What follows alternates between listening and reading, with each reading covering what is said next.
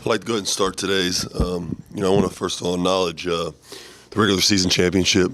For our young men, tremendous honor, and really, really proud of them. For I've said before, I think the truest form of a champion is the regular season. I think any coach will tell you that because it's an 18-game gauntlet that starts in late December and ends in March. And for our young men to persevere through, and as well as Tulsa and Houston to persevere through injury, and the things, the ups and downs that go in a season is a tremendous accomplishment. I'd also like to acknowledge, Jaron Cumberland and Trey Scott for making first team All-League. Those guys have really kept everything going in the right direction for us. Tremendous competitors, extremely talented leaders, both in their own ways. Really enjoyed coaching those guys and watching them grow. And I know Trey's got Defensive Player of the Year and I think Most Improved and sportsmanship and whatever other things there are. Certainly really proud of him for those things. And if there's 15 players better than Keith Williams, then we're a league that should probably get 6 or 7 teams in the NCAA tournament. Because that means we have some really, really serious depth of talent. Because that young man's a heck of a player as well.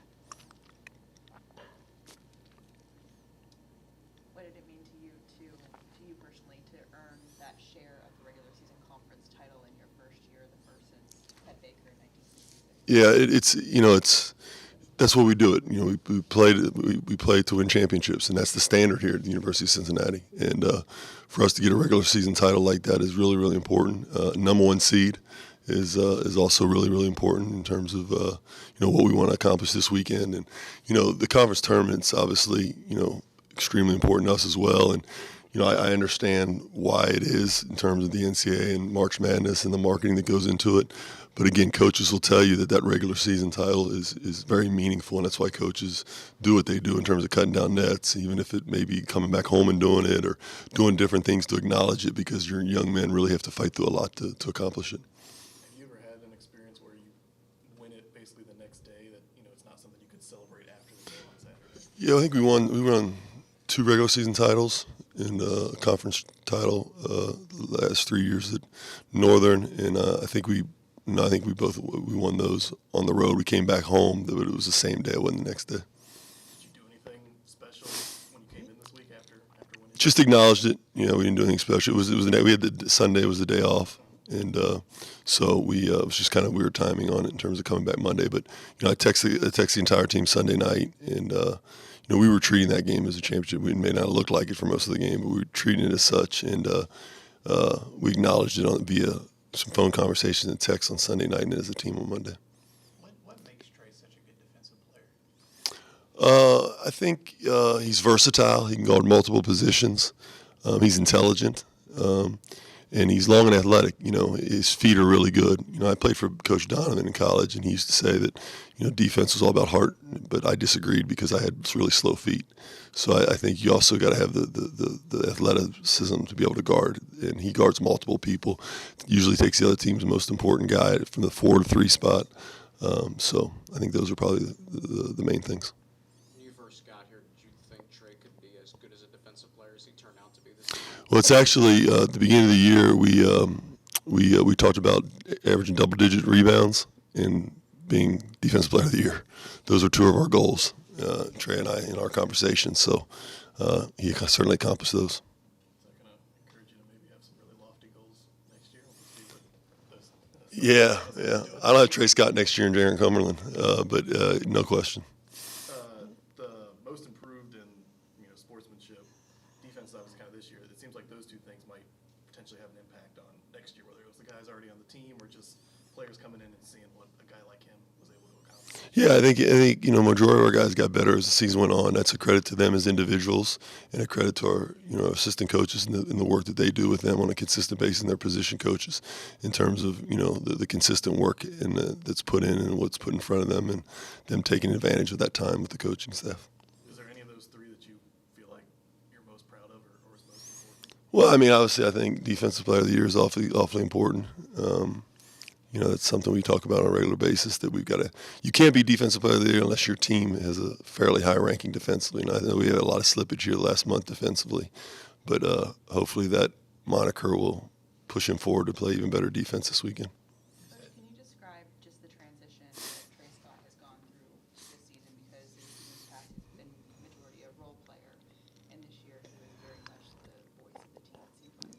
Yeah, I think he's from an emotional standpoint in the heart of the team. I think Trey's really from the beginning has taken that on. I think from a playing standpoint, his game continued to evolve as the season went on. I think he's a young man who he always knew he could accomplish these things. He probably knew it before the coaches knew it, and it's always a good sign. And he was constantly on me by, hey, coach, put me in this position, put me in that position. And I think there's a high level of confidence. Now you gain that confidence, I've said before, through performance, but also through his work ethic. And so I'm not surprised at anything he's achieved. You said yesterday you didn't feel like you guys were necessarily playing your best basketball. How much of that was due to Jaren's health or just the overall? Well, Jaren drives us. We go in the direction Jaren goes, and he's as talented and as competitive and as clutch a performer as I've been around. And he hadn't been healthy, so I mean that's in large part due it. But we'll never make excuses. He will never make excuses. So we got to get him as healthy as we possibly can, and hopefully play well this weekend. How is he feeling? I think it's day to day. It's day to day. So I think certain days are better than others. It's just really painful for him, and I'm appreciative of the time and effort that he's put in and be able to fight through it. And hopefully he'll be ready to go this weekend.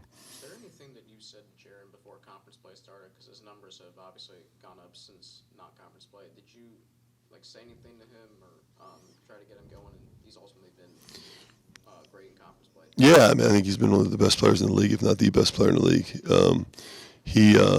I just think he has a sense of urgency. I think all seniors have that. I think that's what you're seeing in some of these tournaments right now at the mid-majors. The older guys are stepping up when they need to. I think he understands what it means. These guys are winners. I mean, they've won well before I got here. So I think he understands what it means to compete for conference championships, and he knew it was time to turn it on, and he's certainly done that. When you look at this team from the beginning, to now, what areas have you seen the most growth? I think they're more connected in terms of understanding each other's roles and what that means and playing to those roles. I think like anything else, we have been understanding the system better. I think our best players have played better and have been more consistent, and that's going to take you a long way as well. How do you prepare for a game where you don't know who you're going to be playing until about 24 hours in advance? That's really difficult. So, you try to get better at the things you need to get better at. You watch doing a lot of self-scouting, and then you take the scout coaches together. At least we do, and we talk about both teams, and then we find out what both teams do similar, and then we work on those things so that we're prepared for either one. But to say jump in on one team or another, that's impossible to do, especially in a game that's so competitive as I'm sure the UCF game will be. So that's the challenge of being a team that gets a bye in the first round. Do you watch the game that determines who you're going to play in the next round? Live? Yeah. No, our scout coaches will. Yeah, our scout coaches will be there. I'll stay at the hotel with the team and watch it on film and TV, and we'll break it down there, and then we'll have a scouting report ready for the guys when we go to practice. You've had some success in this format, especially. Is there anything you've learned that you feel like helps playing the day after day, not knowing who the opponent is? It's a great question too. I don't think I don't have a book on it. I don't have anything that anybody else has. I mean, really good players help, and guys playing well at the right time of season. I think having an older group helps. So it's nothing that I'm doing. Have you had any conversations about maybe potentially playing in an empty gym or anything like that with the coronavirus? Yeah, I haven't. I'm probably going to broach that today. It's tough to even think about because I've never done it before. So be an interesting situation if it arises. Have you talked to the team about washing their hands or something yet? No. I mean, Bob has. I mean, he's talked to him about those things, and we haven't. It hadn't been on my radar to tell them I tell them all the time to be clean, their hygiene, but I think that's Bob's deal. But I would imagine this time of year you guys are pretty locked in and you know where they're at all the time, or you're in a hotel together, whatever it is. So I don't imagine that you're too concerned about any outside stuff at this point of the year. In terms of? Getting ready for tournaments and whatnot. In terms of the distractions or just the corona stuff? Yes, both, I guess. One of the things we try to do is constantly give our guys an idea of what's out there and make it more than just basketball. We haven't discussed this specific thing. We will. And again, I'm not completely educated on it, but we do try to narrow our focus this time of year and make sure we understand what we need to get better at, what we need to do. And, there's an excitement level around March Madness. So they understand that and they experience that. Now, if you go into an empty gym, I don't know what that's going to be like. So I think we're all in uncharted territory. What's your feel? Good.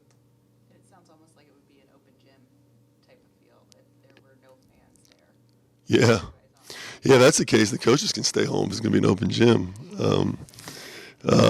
Yeah, I don't know. I mean, that's the thing. I mean, I don't know what that feels like or looks like or what that would be like. You have to really get in your motivational, I guess, bag and try to get guys really locked in. What's your thought on the 1 seed playing the early game? I think all conferences do that pretty much. At least the conferences I've been in, it gives you more prep time for your second round game. If you're fortunate enough to win, it gives you an idea who you're playing.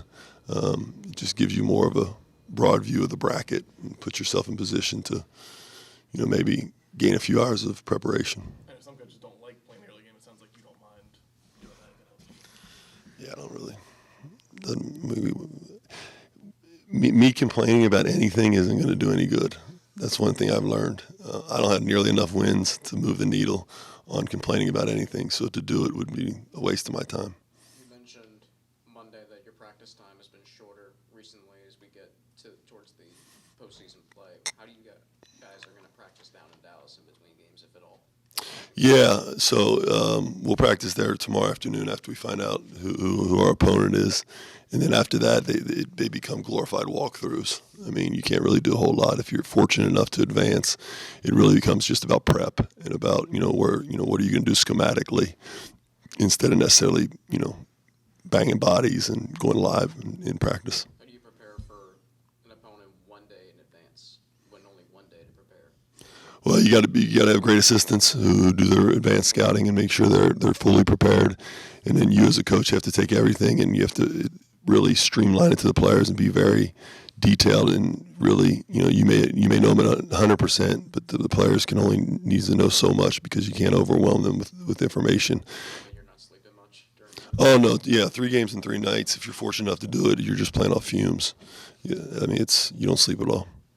As we've seen Mamadou have some of his better performances, maybe Chris hasn't played as many minutes or played as well. How do you, at the end of the year, maybe help keep his confidence going right or keep him in the right direction? Well, I think Chris understands how important he is. He's been extremely important to this team, this program, this entire year, and his teammates know how important he is. He's been banged up too, and he's a guy that we need to play well towards the end. And I think he has. I think in recent games he has. It's just Dude's been a better matchup and has played well towards the end of the games. But if you watch the bench, Chris the first guy up cheering him on, and he's all bought in. So his commitment level to his teammates in this organization is first and foremost. And he's got a high care factor for his teammates. But I also think he's playing better than maybe his stats would suggest or maybe what he did at the beginning of the season based on his numbers he was putting up.